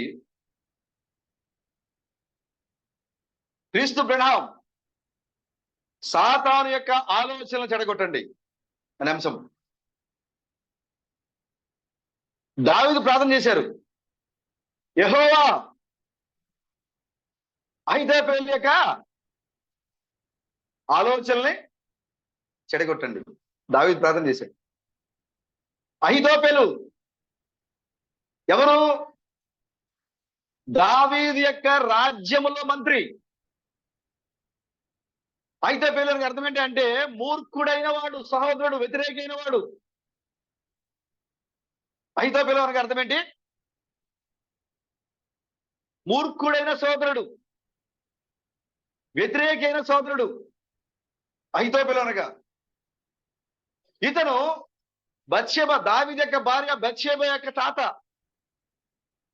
దావీదు యొక్క సంస్థానములో, దావీదు యొక్క ప్రభుత్వములో ఇతను ముఖ్య సలహాదారుడు. ఎవరు? అహీతోపెలు. అహీతోపెలు దావీదు యొక్క ప్రభుత్వంలో ముఖ్య సలహాదారుడు, దావీదుకి స్నేహితుడు. చూడండి ఇతని యొక్క క్వాలిఫికేషన్స్ చూడండి. దావీదు యొక్క ప్రభుత్వంలో ముఖ్య సలహాదారుడు, దావీదుకి నమ్మకస్తుడు, దావీదుకి స్నేహితుడు. అహీతోపెలు చెప్తే ఏ విషయాన్ని చెప్పినా కూడా ఆయన అహీతోపెలు చెప్పకుండా దావీదు తన ప్రభుత్వంలో ఏ నిర్ణయం కూడా తీసుకోడు. ఎందుకంటే అహీతోపెలు యొక్క నిర్ణయము దైవాజ్ఞగా స్వీకరించేవాడు దావీదు. అంతగా అంటే ఆయన చెప్పిన నిర్ణయము దేవుని యొద్ద నుంచి దిగి వచ్చిన నిర్ణయంగా భావించేవాడు దావీదు. అంత గొప్ప స్థానాన్ని కల్పించాడు దావీదు యొక్క సంస్థానంలో, దావీదు యొక్క ప్రభుత్వంలో. అతనికి దావీదుకి ఏమైనాడు? సలహాదారుడు. అంతేకాదు దావీదుకి స్నేహితుడు. మనం చదువుకున్నాం ఇక్కడ అపొస్తలుల కార్యం 1వ అధ్యాయంలో, ఒలీవల వనమనబడిన స్థలానికి దగ్గరగా ఉంది. ఏంటది?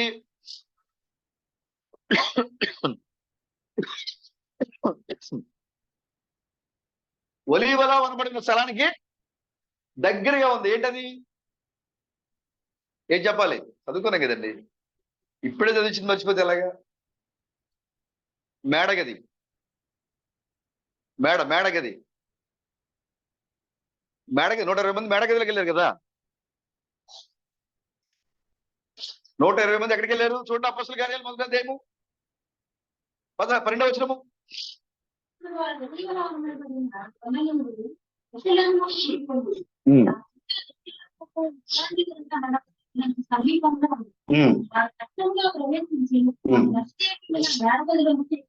ఆ పర్వతమునకు సమీపంగా ఉన్న పట్టణానికి వెళ్ళి, ఆ మేడగదిలోనికి వెళ్ళి వాళ్ళు దాంట్లో ఏం చేశారు? ఆ పట్టణంలో బస చేసి అక్కడి నుంచి వాళ్ళు ఎక్కడికి వెళ్ళారు? మేడగదిలోనికి వెళ్ళారు. ఎంతమంది వెళ్ళారు? శిష్యులతో పాటుగా యేసు తల్లి అయినా యేసు తల్లికి కూడా ఏం కావాలి? ఆ ఈ యొక్క లోకం చెప్తున్నట్లుగా యేసు తల్లికి సపరేట్ గా దేవుడు స్థానం ఇవ్వాల. చిన్న వయసు నుంచి కూడా మనకి బైబిల్, తెలుగు బైబిల్లో అమ్మాని ఉంది, కానీ ఇంగ్లీష్ లో అమ్మాని లేదు. ఎప్పుడు కూడా మరి అని అమ్మాని పిలవలేదైనా. తెలుగు బైబిల్లో రాసాడు అమ్మాని, ఇంగ్లీష్ బైబిల్ ఏమనుంది? ఉమెన్, ఓ స్త్రీ, ఓ స్త్రీ అని పిలిచాడు ఆయన. ఎప్పుడు కూడా ఆయన తల్లిని గౌరవించాడు ఆయన. సామెతలు మనం చదివిన దగ్గర ఒక మాట ఉంటుంది అక్కడ, ముదిమి వచ్చినప్పుడు తల్లిని ఎవరైతే సన్మానించుతారో వారు ఆశీర్వదించబడతారు, ఎవరైతే తల్లిని సన్మానించారో వారి దీపం మారిపోతుందని. తల్లిదండ్రులను సన్మానించిన వారి యొక్క దీపము అంటే అర్థం ఏంటి? స్మూత్ గా చెప్పాడు ఆయన. దీపం మారిపోవటం అంటే ఏంటి? నువ్వు సరిపోతావని. నీ తల్లిదండ్రులను సన్మానిస్తే ఏమవుతావు నువ్వు? దీర్ఘాయువతుని బైబిల్లో రాయబడింది కదా. సన్మానించిన వానే కదా దీపము ఆరిపోతుంది. ముదిమి కాలంలో వచ్చిన సమయంలో తల్లిని మరింతగా ఎక్కువగా నువ్వు సన్మానించాలి, గౌరవించాలి. యేసు కూడా తల్లిని శరీర సంబంధంగా గౌరవించాడు ఆయన. కానీ తను ఎప్పుడు కూడా ఆమె అమ్మగా, తల్లిగా స్వీకరించలేదు ఆయన. ఆమె వచ్చి అడుగుతుంది ఒక రోజున, ఆ దేవాలయంలో వాళ్ళు ఒక దినమంతా ప్రయాణం వెళ్ళిపోయారు. వాళ్ళు తిరిగి వచ్చి అడుగుతా ఉంది, నీకు చింత లేదా? నీ తండ్రి నేను బాధపడుతున్నాము అని అడిగింది ఆమె. ఎవరు నా తల్లి, ఎవరు నా తండ్రి? అలాంటి బాధపడతారని చెప్పి ఆలోచించాడు బ్రదర్. స్మూత్ గా చెప్తాను అనుకున్నాడు బ్రదర్. మా అమ్మ ఇన్ని రోజులు నన్ను పెంచింది, స్నానం చేపించింది, భోజనం పెట్టింది అనుకున్నాడు బ్రదర్. వాక్యము అది ఏం చేస్తుంది? నాలుకలను రెండైన ఖడ్గం వల్ల అది ఏం చేస్తుంది? అంచులు గల ఖడ్గం వల్లే కీళ్లను మూలుగులను విభజించినంత మట్టుకు దూరుచు అది హృదయాలోచన తీసుకొస్తుంది. స్మూత్ గా ఉండదు బ్రదర్ వాక్యం. ఆయన అంటున్నాడు, ఎవరు నా తల్లి? ఒకసారిగా మరి ఏమైపోయి ఉండాలి? ఇప్పుడు ఏమైపోయి ఉండాలి బ్రదర్? ఎంతసేపు తీసుకొచ్చి ఇక్కడ కూర్చోబెట్టి దేవాలయంలో కూర్చోబెడితే 12 ఏళ్ల వయసులో ధర్మశాస్త్ర బోధకులు ఆశ్చర్యపడే బోధన చేస్తున్నాడు అక్కడ. ఈయన అడిగే ప్రశ్నలకు వాడు సమాధానము చెప్పలేకపోతున్నాడు. అక్కడ బైబిల్లో రాయబడింది అక్కడ. ఆ సమయంలో తల్లి చదువుతుంది, ఏంటి చింతలేదా నీకు? యేసు నీకు చింతలేదా? నువ్వు తప్పిపోయావనుకున్నా మేము, నువ్వు మాతో ఉన్నావు అని చెప్పి వెళ్ళిపోయాం. మేము చాలా దూరం వెళ్ళిపోయాం. తీరా చూస్తే ఆయన ఇక్కడ దేవాలయంలో ఉన్నాడు. ఆయన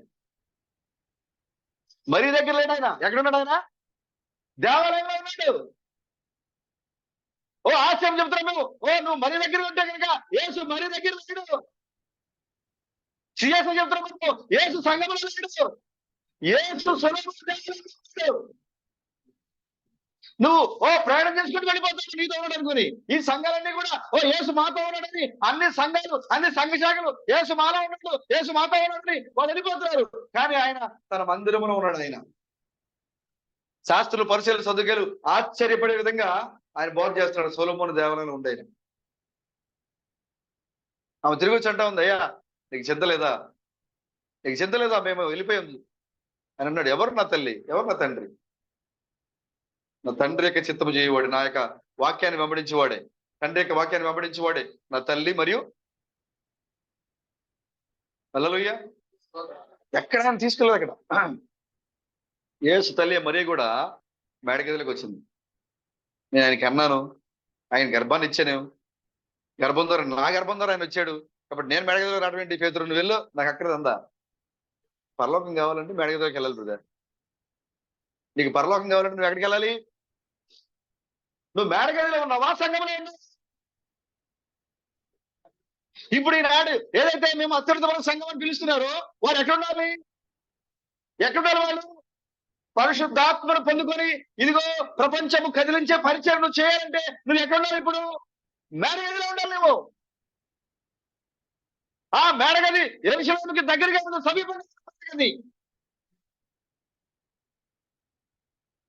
ఇప్పుడు ఆ మేడగది అప్పటి వరకు సంఘంలో ఉండి ప్రభు పేరట అక్కడ పేతురు అంటున్నాడు, మనతో పాలు పొందిన. చూడండి ఒకసారి అక్కడ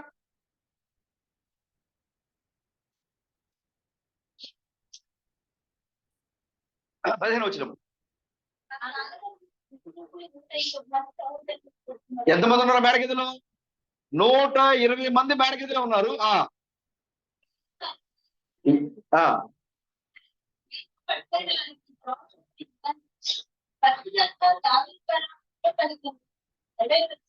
చూసారా ఎందుకు ఏదో ఆపని చేశాడు?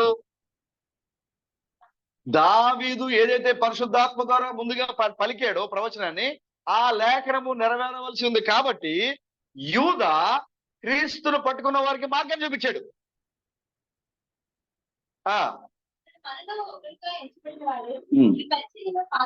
చూసారా యూదా ఎక్కడున్నాడు?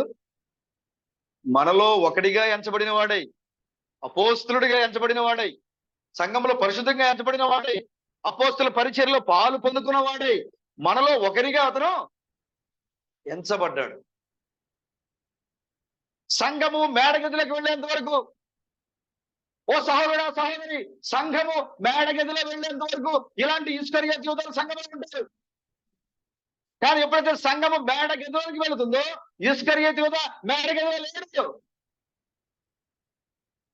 ఇస్కరియోతు యూదా మేడగదిలోకి వెళ్ళలేదు. యేసు తల్లి మరియతో పాటుగా మిగిలిన వాళ్ళందరూ కూడా మేడగదిలో ఉన్నారు. కానీ అప్పటి వరకు వారితో పంచుకొని పరిచయం చేసినట్టుగా ఇస్కరియోతు యూదా మేడగదిలోకి వెళ్ళలేదు. ఎక్కడ ఆగిపోయాడు? బయటే ఆగిపోయాడు. ఇప్పుడు నువ్వు సంఘంలో ఉన్నావా, మేడగదిలో ఉన్నావా? మేడగదిలో ఉన్నప్పుడు పరిశుద్ధాత్మని ఈ చివరి కాల సమయంలో వధువు యొక్క పరిచర్య ఎలా ఉండబోతుందో వాళ్ళు చూపించబోతున్నారు బయటకు వచ్చి. ఇప్పుడు బలమైన పరిచర్య జరగబోతుంది. ఇప్పుడు ఒకళ్ళు సంఘంలో ఉంటే కనుక ఆ మేడగదిలో వాళ్ళు ఎవరైతే ఎన్నిక చేయబడ్డ మేడగదిలోకి వెళ్ళారో నువ్వు ఆ మేడగదిలోకి నువ్వు వెళ్ళలేవు. ఇస్కరియోతు ఆత్మ నీలో పనిచేస్తే సహోదరుని ద్వేషించేవాడిగా, దూషించేవాడిగా, చిన్నపుచ్చుకునేవాడిగా, అవమానించేవాడిగా, దొంగలకి నువ్వు సపోర్ట్ చేసేవాడిగా, మోసగాళ్ళకి నువ్వు సపోర్ట్ చేసేవాడిగా, ముద్దు పెట్టేవాడిగా, దొంగ ముద్దు పెట్టేవాడిగా, శాంతి సమాధానం అని సంఘములో నువ్వు సరి చేయకుండా తగులు లేకుండా చూడండి సమాధానం ఉండని చెప్పి సరి చేసేవాడికి నువ్వు ఉంటే కనుక నువ్వు మేడగదికి అనుభవం నువ్వు పొందలేవు. తప్పు చేసినప్పుడు నువ్వేం చేయాలి? సరి చేయాలి. నీ సంఘంలో తప్పు కనిపెట్టినప్పుడు ఏం చేయాలి? సరి చేయాలి. పర్వాలేదు సార్, సార్లు బాధపడతారేమో, కొంచెం ప్లీజ్, తర్వాత ఓపిక శాంతిగా నువ్వు మాట్లాడుతున్నావా సాతాను నేను స్వాధీనం చేసుకుంటుంది. వాడు ఎంత క్రూరుడో ఇప్పటి వరకు చూపించలే. కేవలం వాడి యొక్క శాంతం మాత్రమే చూపిస్తున్నాడు సంఘంలో. శాంతము, శాంతి, శాంతి. ఎందుకంటే వాడు తెల్లని వస్త్రాలతో ఈ యొక్క ప్రపంచం మీద స్వారీ చేసుకుంటూ వచ్చాడు. వాడు యూదా కూడా ఎలా ఉన్నాడు సంఘంలో? ఆ యొక్క స్త్రీ వచ్చి ఆ యొక్క జటమాంసేతర యొక్క బాటిల్ పగలగొట్టి ఆయన అభిషేకిస్తూ ఉంటే ఏమన్నాడు? ఓ స్త్రీ, ఎందుకు దాన్ని అంత వేస్ట్ చేసావు? ఎంతమంది పిల్లలు ఆహారం లేకుండా అలా అలమటిస్తూ ఉన్నారు, నువ్వు వాళ్ళు కొంచెం ఆహారం పెట్టేది సరిపోయేది కదా. ఎంతమందికి ఉపయోగపడతాయి డబ్బులు, ఎంతమంది పేదలకు మనం పంచొచ్చాయి. ఏం చేస్తున్నాడు? చారిటీ, శాంతి, సమాధానం. దాన్ని చూసి మనం ఏమనుకుంటాం, అబ్బా ఎంత గొప్పవాడండి యూదా. వాడు దయ్యము, వాడు మేడగదిలో రాస్తాడు, వాడు సంఘంలో కనపడుతున్నాడు, మోసం చేస్తాడు. అలాంటి వాడు సంఘంలో ఇప్పుడు ఇస్కరియోతు యూదాకి ఆత్మ కలిగిన వారు సంఘంలో ఉన్నారు. వాళ్ళు శాంతిగా మాట్లాడుతుంటారు. వాక్యము నీ ముందే తప్పుగా బోధిస్తుంటే ఖండించలేవు నువ్వు. పర్వాలేదు బ్రదర్, నిజానికి తెలుసుకుంటే చాలా ఉంటుంది. లేదు బ్రదర్, నిన్ను పంపించింది దానికి. నీ ముందు వాక్యము తప్పుగా ప్రకటిస్తున్నప్పుడు నువ్వు సహించలేవు. నువ్వు ఖచ్చితంగా నువ్వేం చేస్తావు? నువ్వు మొరుగుతూనే ఉంటారు. తమాస్గా చెప్పండి, నేను మీరు సంఘానికి వస్తే అత్తమానం మొరుగుతున్నాడని చెప్పి మీరు అనుకుంటారు. అసలు నా పరిచర్యే అదని చెప్పాడు. ఇప్పుడు పెళ్లి కుమార్తె మీ పరిచర్య కూడా అంతే. నీ ముందు ఏదైతే ఆయన త్యాగం చేసి ఈ యొక్క లోకానికి అత్యున్నతమైన సంఘానికి వాక్యం ఇచ్చాడో ఆ వాక్యము తప్పుగా ప్రకటించబడుతున్నప్పుడు నువ్వు సహించలేవు.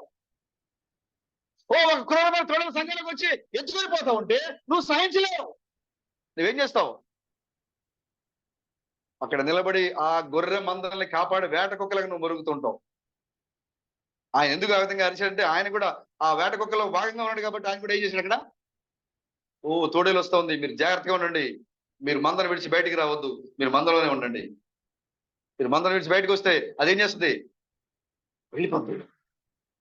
అవ్వ ఆదాంతో సహవాసం కలిగి ఉన్నంతసేపు కూడా వాడు ఏం చేయలేకపోయాడు. ఆదాంతో సహవాసం తగ్గించి వీడితో సహవాసం చేయడం మొదలు పెట్టినప్పుడు పాపం వచ్చేస్తుంది. నువ్వు క్రీస్తు సహవాసం కలిగి ఉన్న చెప్పు కూడా సాతాను నిన్నేమి చేయలేదు. నువ్వు ఎప్పుడైతే క్రీస్తు సహవాసం తగ్గించి, సంఘంతో సహవాసం తగ్గించి, లోకముతో ఎప్పుడైతే గెలుస్తావో వాడి మాయ మాటలతో నీకు చక్క ఇనసొంపుగా ఉండేవి. అవి కూడా వాక్యమే. క్రీస్తుకి వాక్యం బోధించాడు వాడు. పాత నిబంధనలో ఉన్న ప్రవచనాలు ఎత్తు చూపించాడు అక్కడ. ఇక అక్కడి నుంచి దూకే. అక్కడ కీర్తనలో రాబడింది కదా, దూతలు వచ్చి నీకు రాళ్ళు తగులుకుంటే ఎత్తుకుంటారని. చెప్పింది లేదా క్రీస్తు వాక్యము? చెప్పింది లేదా బ్రదర్? సాతాను క్రీస్తుకి వాక్యం చెప్పింది.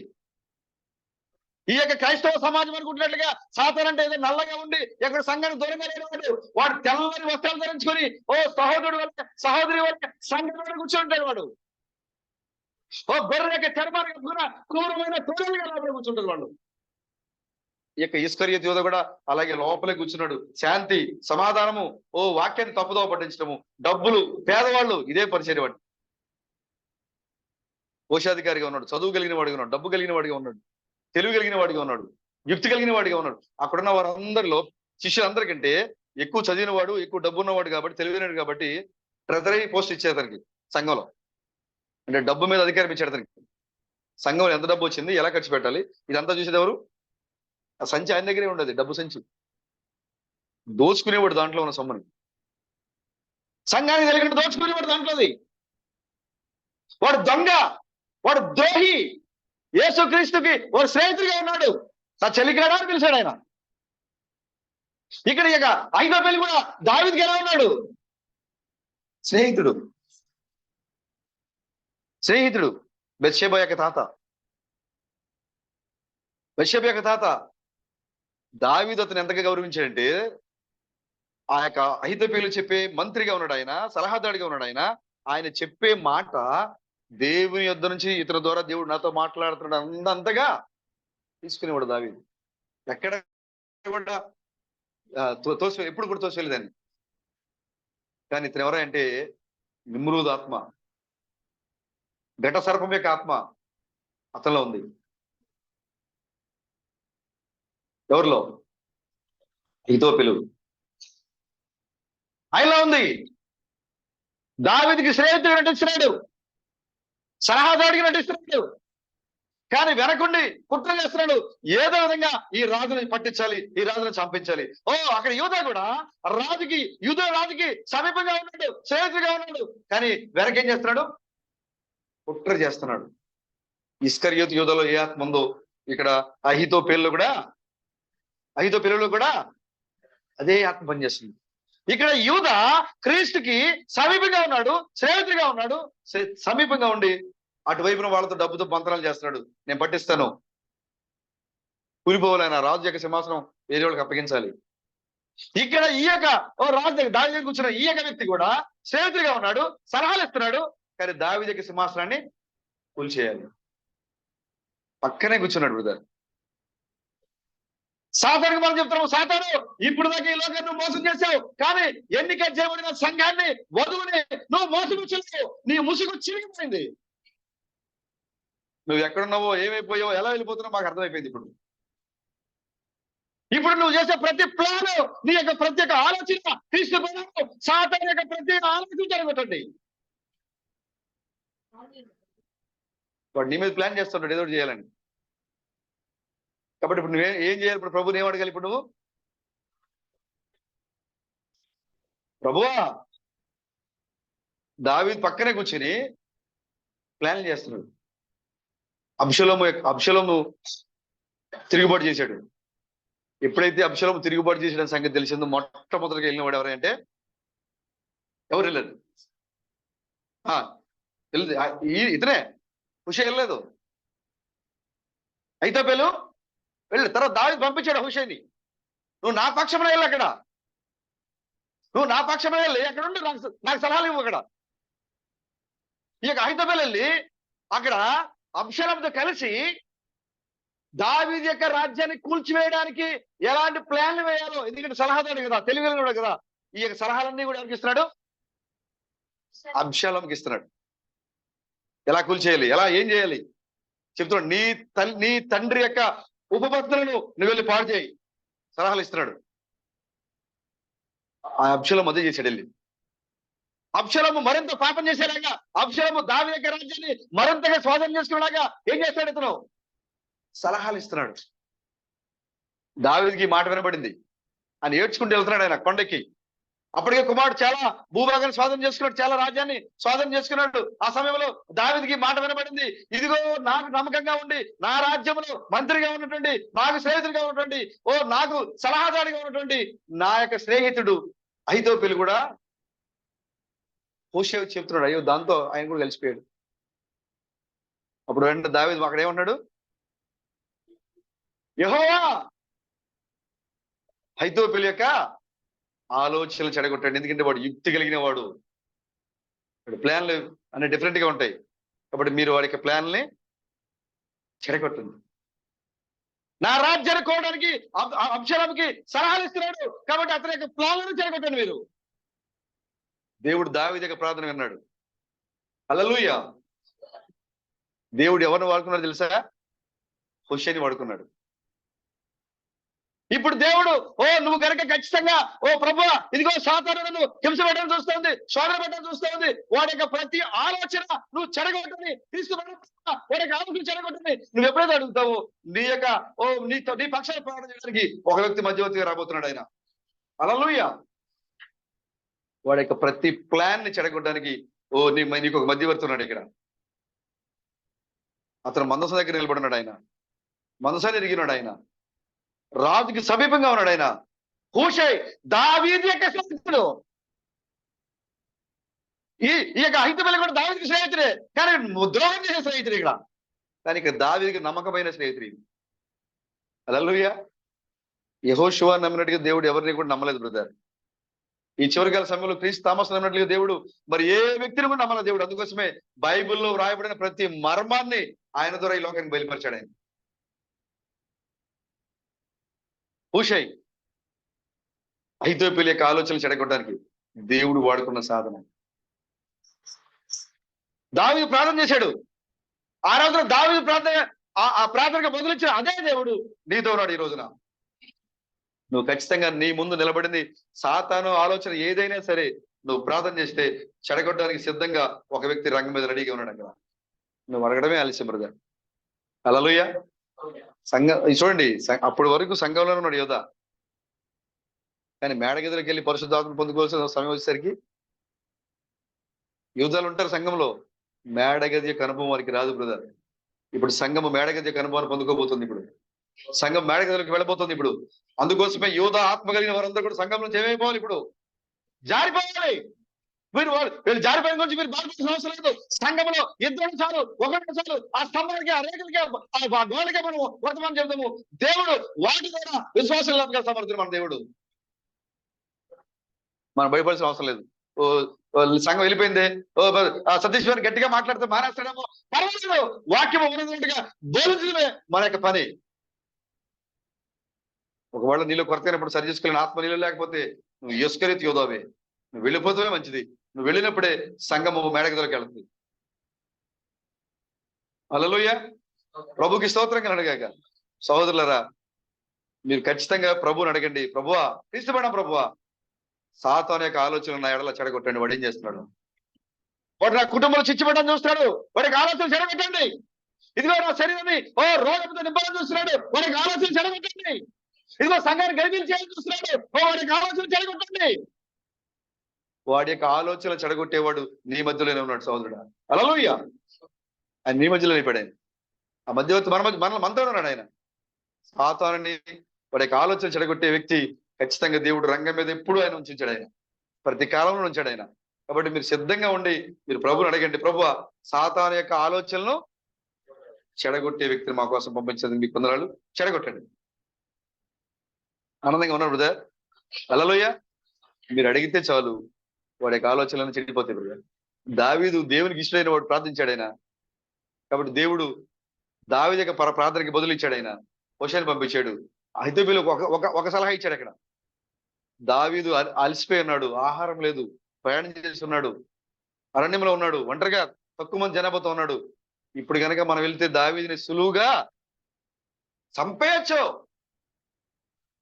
నువ్వు నాకు సలహా ఇవ్వు, నాకు ఆజ్ఞ ఇవ్వు, అధికారం ఇవ్వు, నేను వెళ్ళి ఏం చేస్తాను?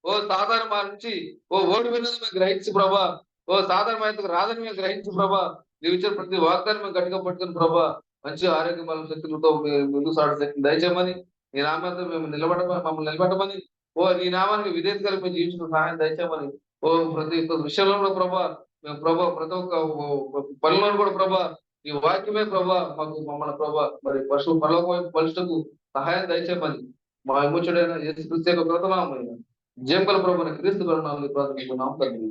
ఆమేన్. ఈశ్వర్ బిగ్గం ప్రార్థన. స్తోత్రం తండ్రి, స్తోత్రం తండ్రి, స్తోత్రం తండ్రి, స్తోత్రం తండ్రి, స్తోత్రం తండ్రి. పరిశుద్ధుడా, ప్రేమ స్వరూపుడా, మా జీవము మా పరమైన దేవుడా నీకు వందనాలు నాయన. గడిచిన సమయం అంతా కూడా ప్రభావం ఉదయం నుంచి ఈ సమయం వరకు మీ సన్నిధిలో మరి 7వ వర్తమానం ద్వారా మరి మరి సహోదరుడు మరి ఈ సమయంలో మరి సహోదరుని ప్రేరేపించి మరి ఈ సమయానికి కావాల్సినటువంటి మరి వాక్యాహారం ద్వారా ప్రభు మమ్మల్ని బలపరిచి మా మధ్యలో కదలాడి మమ్మల్ని గద్దించి మమ్మల్ని హెచ్చరించి మమ్మల్ని మరి విశ్వాసంలో మరింత బలపరిచి మరి మరింత మరి మరింతగా అప్రమత్తత కలిగి ఎలా జీవించాలని మమ్మల్ని సమయంలో మమ్మల్ని హెచ్చరించిన సహోదరులను గడల మేము ఎటువంటి ఉద్దేశాన్ని కలిగి ఉండాలి అని మరి సహోదరుడికి మరి ఇబ్బంది వచ్చినప్పుడు అతను నా సహోదరుడు మా తల్లి అయినటువంటి క్రీస్తు బ్రహ్మము యొక్క మరి పాలట వాక్యం బోధించినటువంటి నా సొంత సహోదరుడు అని చెప్పి మరి ఏ కష్టం వచ్చినా ఇబ్బంది వచ్చినా ఆదుకొని మరి మనం చేయగలిగినంత మరి చేసే విధంగా మరి మా సాయం చేయాలనుకుంటాం ప్రభావ. ఈ సమయంలో బ్రహ్మము సాతాను యొక్క ఆలోచనలు చెడగొట్టము అనే సందేశాన్ని సోదరుడు చెప్పించి ఈ సమయానికి ఎటువంటి విధముగా సాతాను వారిని ఎక్కడెక్కడో కాకుండా సంఘంలోనే మాతో పాటే కూర్చొని మమ్మల్ని ఇబ్బంది పెట్టడానికి కదా చూస్తుండగా మరి చెప్పిన విధంగా మరి నిజమైనటువంటి హూషై మాతో ఉన్నాడు, మాలో ఉన్నాడు. ఆ యొక్క హూషై నిజమైనటువంటి ఆ యొక్క హూషై ఆ అహితమైనటువంటి ఆ యొక్క అపవాదిని అతని యొక్క ఆలోచనలు మరి ఏ మాత్రం ముందుకు సాగకుండా మేము ప్రార్థించినప్పుడు, ఓ ప్రభువా ఆ యొక్క సాతాను యొక్క ఆలోచన చెడగొట్టమని ప్రార్థించినప్పుడు ఇప్పుడు మరి ఆ యొక్క నిజమైనటువంటి హూషై అతని యొక్క గుట్టు అంతా బయట పెట్టేసి మాకు ఎటువంటి ఆపద కలగనివ్వకుండా మరి చూసినటువంటి నిజమైన పూసిన మారు వచ్చిందని బట్టి మేము స్తోత్రం చెల్లించుకుంటాం. విశ్వాసంతో ముందు సాయం చేయడం తండ్రి. వినటువంటి ప్రతి ఒక్క మాట కూడా ప్రభావ మన సోదరుడు చెప్పిన విధంగా ఇక్కడ ఈని వెళ్ళిపోయే వరకు కాకుండా ఆ యొక్క వాక్యాన్ని ఇంటి దగ్గర కూడా మేము పరిశీలించుకొని ఆ యొక్క మాట్లాడడం మేము మరింత విశ్వాసం కలిగి మరి సోదరుడు చెప్పిన దానికంటే మరి మేము పరిశీలించి మరి మేము ఇంకా తెలుసుకున్నట్లు బలపడినట్టుగా కృపణ గురించి మరి ప్రభు మరి మేము వెళ్ళుచుండగా మాలో ఉండి మరి తిరిగి మేము మీ సన్నిధిలో మేము సంకోచపడే వరకు కూడా ప్రభు ఇక్కడ సంకోచం ప్రతి ఒక్కరితోనూ జూమ్ ద్వారా మరి మాతో ఐక్యత కలిగినటువంటి ప్రతి సోదరుడితోనూ మరి ప్రపంచంలోటువంటి ఎత్తవటకు సిద్ధంగా ఉన్నటువంటి ప్రతి ఒక్కరితో మీరు మాట్లాడి మీరు మమ్మల్ని ప్రతి సమయంలో బలపరిచి మా ద్వారా మీరు స్థుతి ఘనత మీ ప్రభుత్వం నడిపించమని క్రీస్తుల నామమున నిత్యమైన నామమున స్తుతించుకుంటున్నాం.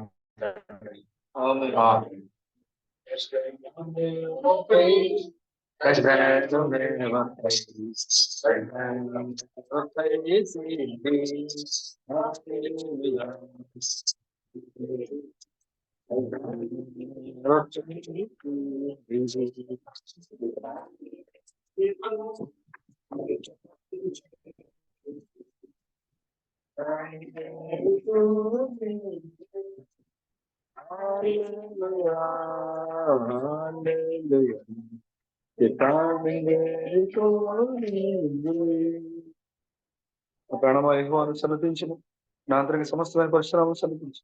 నా ప్రాణమ యెహోవాను సన్నతించు. ప్రభువును విమోచకుడైన క్రీస్తు బలం చేసిన ఉపకారము దేన్ని మరువు. ఆమేన్, ఆమేన్, ఆమేన్. మన రాజులకు రాజును ప్రభువులకు ప్రభును ఓ మన పెండ్లి కుమారుడైన క్రీస్తు బ్రహ్మం యొక్క తప్పిపోని సన్నిధి సహవాసము ఇక్కడ మోకరించిన పరిశుద్ధులకును దూర ప్రాంతం నుంచి ఐక్యత పొందుకున్న పరిశుద్ధులకును ఎత్తబోటకు ప్రపంచవ్యాప్తంగా ఉండి సిద్ధపడుతున్న పరిస్థితులకును ఇప్పుడు ఎల్లప్పుడు ఆయన కృపా సమాధానము తోడై ఉండి మనం నడిపించిన కాక. ఆమె ఆమె ఆమె అందరు పొందిన గాడ్ బ్లెస్ యు.